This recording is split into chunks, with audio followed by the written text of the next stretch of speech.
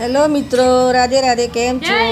તો આજે મને લાગી હતી ભૂખ, મારી ડોટરને પણ, તો મેં બનાવી છે નાસ્તા માટે લગભગ 6-1 વાગે ખાંડવી. બહુ દિવસથી બનાવી નહોતી, મને થયું કે ચલો ખાંડવી બનાવી દઈએ.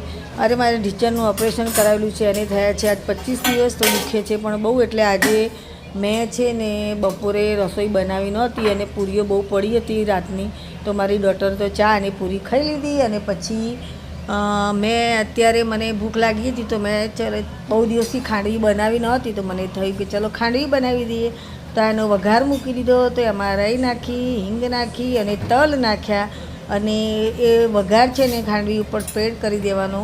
અને પછી એમાં મસ્ત મજાના લીલા ધાણા સ્પ્રેડ કરી દેવા. અને ટોપરાનું છીણ આવે ને એ પણ નાખી શકાય, પણ મને દાંતમાં ભરાય છે એટલે મેં નાખ્યું નથી. તો આ નાખવાથી એકદમ એટ્રેક્ટિવ લાગે છે અને ખાવામાં મજા આવે છે.